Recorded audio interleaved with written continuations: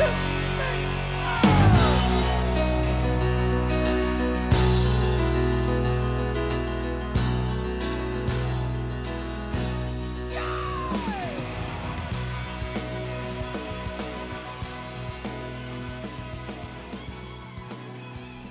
good morning. Welcome back to the Broadcast for Tyrant Network.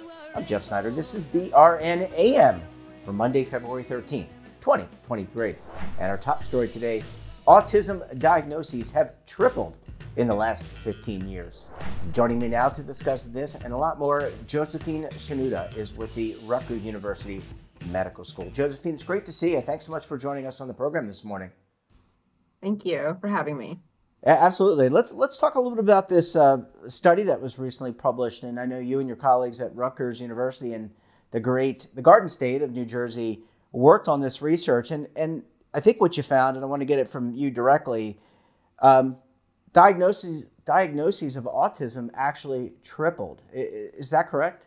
Yes, that's correct. Between 2000 and 2016, it went from 1% to 3%. Okay, and is that attributable, for example, to just we're more aware of this as a potential for diagnosis, and so parents and practitioners are probably a little bit more aware, or is it just, or are there actually more children who are autistic? It's a combination. So yes, better awareness definitely has to play a role. We are more aware today of autism than before.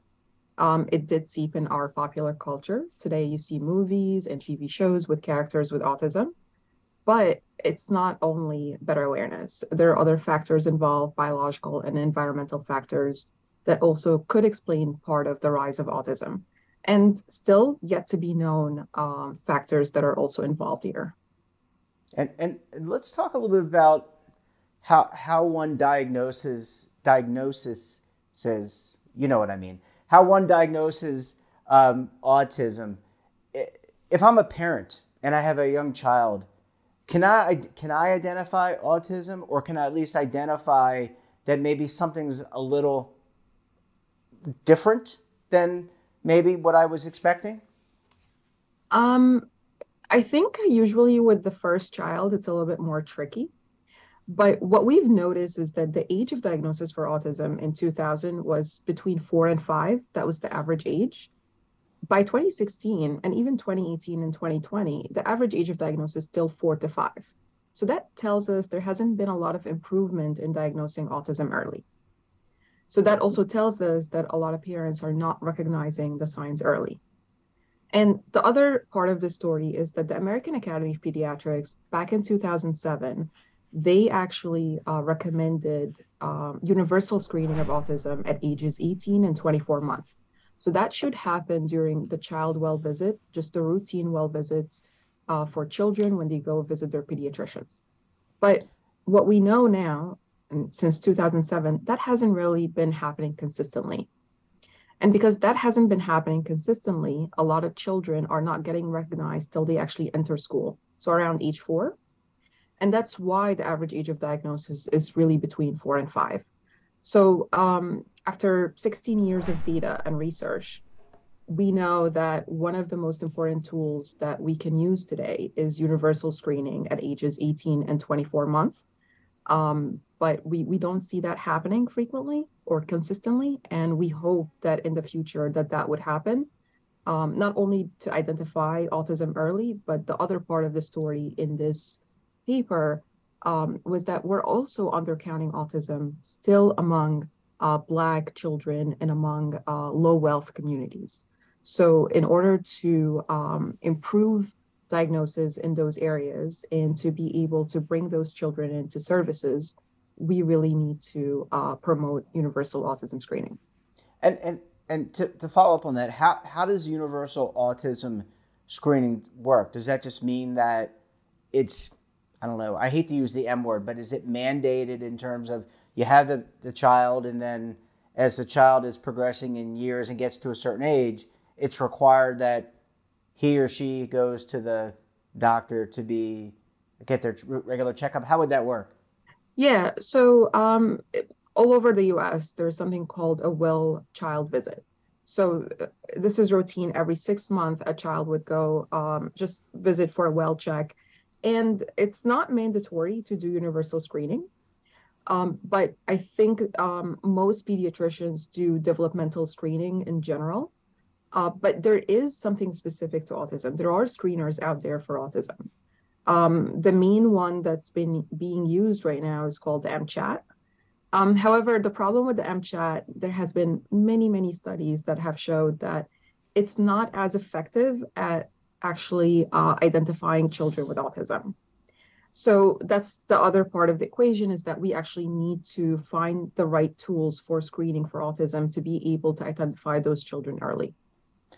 And in terms of developing those tools, I mean, there's a lot that's known about autism, but there's also a lot that's not known. How do you develop those tools, and how far has that progressed? No, there are some tools available on the market. Unfortunately, the main tool that's being used, because it's the oldest tool that has been known of for the past 10 to 15 years, is the MChat. But there are other tools on the market that are just as effective. And I think we need the pediatricians to be aware of them and to utilize them, because from our experience, a lot of pediatricians basically understand that the MChat is not very effective. So they do the whole let's wait and see, because even though the child may be positive on the MChat, they're saying, well, this is maybe a low quality tool and it's not as effective. So let's just wait and see when the child is at age 2 if they gain more developmental milestones. Yeah. Well, Josephine, I need to take a very quick break. When we come back, we'll talk more about the diagnosis of autism and what you can do. You're going to want to stay tuned right here on BRN AM.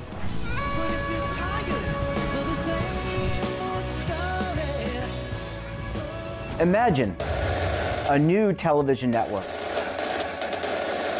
that will make you richer, healthier, and in control of your financial future.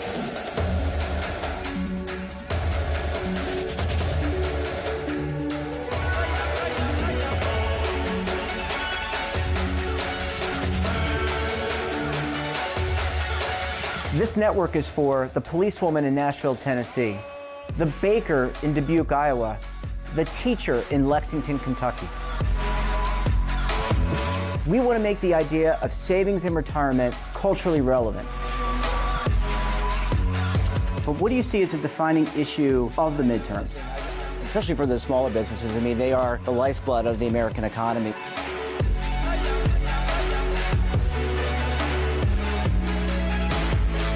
Featuring exclusive interviews, current affairs, and docuseries. 33 years old, you retired early. The philosophy is money only matters if it helps you live a life that you love. But you got to start thinking about retirement as soon as you get in. The Broadcast Retirement Network will drive very high engagement with premium partnerships. So this isn't retirement and savings for your parents or grandparents. This is for all Americans. And we're going to change the way you think about money.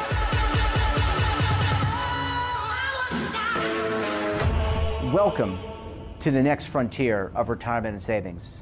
This is BRN, the Broadcast Retirement Network.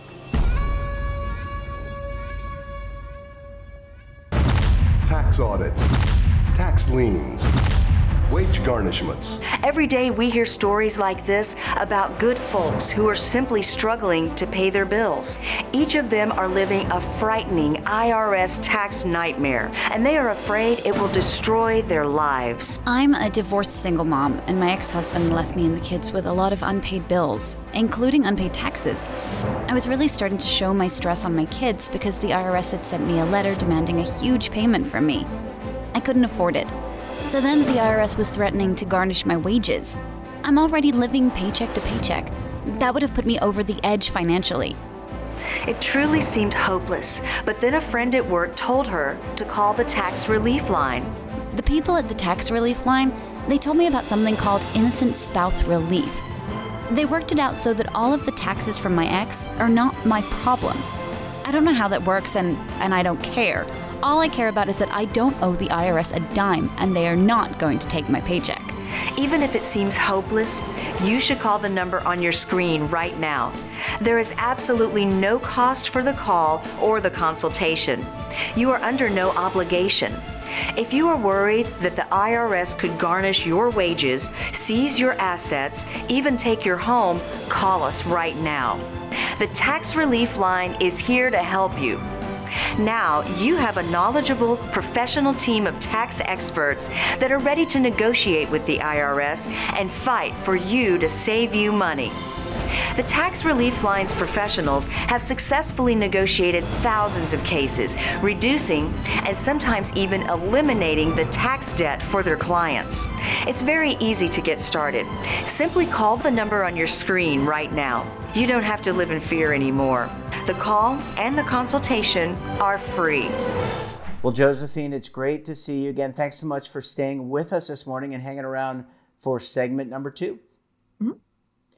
All right, so we talked about the diagnosis for autism is tripled, and there are some different tests to identify autism. But let's just play it out, and let's say for all those parents out there, maybe they haven't had a test for their child, or maybe they haven't considered getting a test.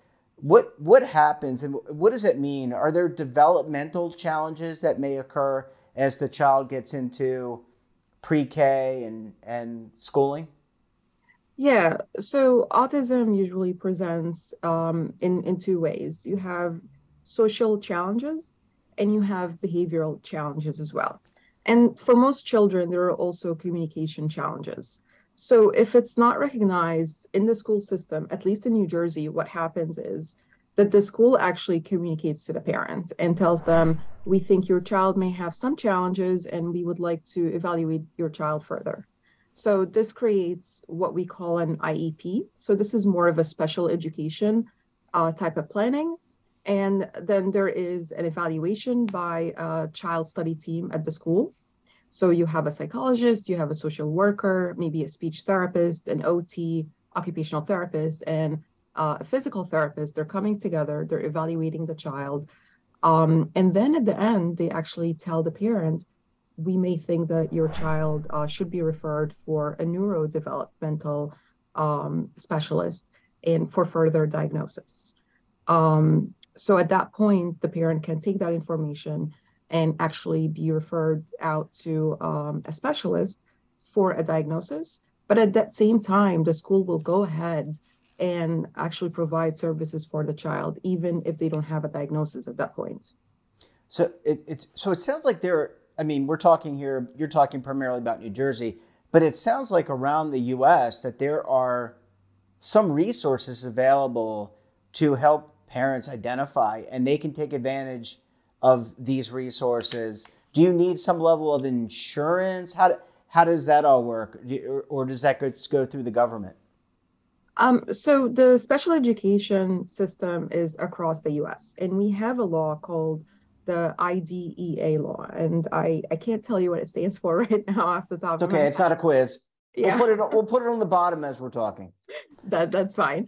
But what it does is it actually guarantees services to any child with a disability across the U.S. So if a child qualifies for services by law, they have to receive those services.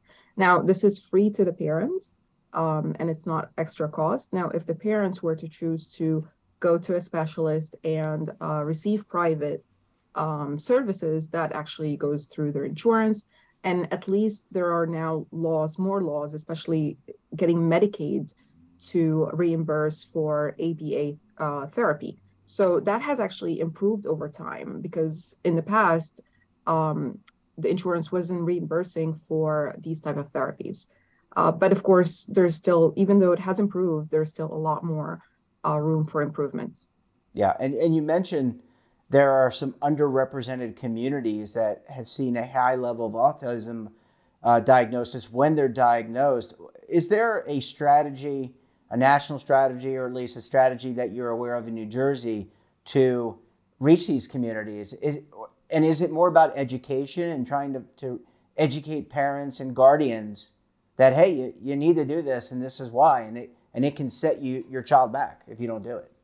Yeah, so unfortunately, even in a place like our metro area here in New Jersey, where we know we have abundant services, we know there are resources, and we know the school system in New Jersey is ranked in the top three across the US. We still do see undercounting and disparities among Black children and among areas where they're underserved or socially disadvantaged. So the question is, how can we reach those children? Because our finding in that study, what it showed is that, yeah, autism has increased, and it increased 500% among autism without intellectual disability. But when we look at children in low wealth communities, they're not being identified. So they may have autism, but they're not receiving services. They may just because they have average intellectual ability, they're just getting by on that. And some of their behavioral problems manifest as detention, or they go ahead and maybe suspend the child rather than actually provide services to those children. So again, when we go back to the drawing board and where can we really have a large impact, it would go back to universal screening. Because if you do universal screening, you're not just doing it in the suburbs, you're not just doing it in those locations, you're doing it everywhere. So, and those children are getting well visits in socially disadvantaged areas and in affluent areas. So if you consistently screen for autism, you can identify those children early. But that's the detection problem. So detecting autism, sorry, I'm going to say that again. Sure. So detecting autism is one part of the problem. The second part of the problem is connection. So what oftentimes happens is a child will receive screening. That's wonderful. And they would be positive on that screener for autism. But then there is no connection to services. There is no follow through between the parents and the services for early intervention program, which is also covered by the IDEA law. So in New Jersey and across the US, if a child is under 3 and they are referred to early intervention and they do qualify for services, by law, they have to receive services. And those services can be on a sliding scale. So a parent that's not making very much may be actually able to receive these services for free or at no cost to them. So our problem, at least that we see, or at least where we can make an impact, is that there's a detection problem. We need new tools for autism screening. We need better ways to connect parents, and that's through education, through programs to actually get the parents to go from getting the screener to actually link to early intervention system. And then actually the intervention piece. So having the child receive quality interventions, that's also something that we need to improve at this point. Yeah. Well, Josephine, it sounds like a lot of research has been done. A lot of effort has been put into this. It sounds like we've got a little bit more ways to go. Josephine, it's great to see you. Thanks so much for joining us, and we look forward to having you back on the program again very soon. Thank you for having me. That wraps up this episode of BRN AM. Have a topic of interest, someone you think we should talk to, drop us a line. And don't forget, for all the latest curated news and lifestyle, wellness, finance, tech, so much more, all in one place, check out today's edition of our daily newsletter, The Morning Post. Want to search our archives, check out our content? Well, visit our website and, of course, all of our streaming partners. We're back again tomorrow for another edition of BRN AM. Until then, I'm Jeff Snyder. Stay safe, keep on saving, and don't forget, roll with the changes.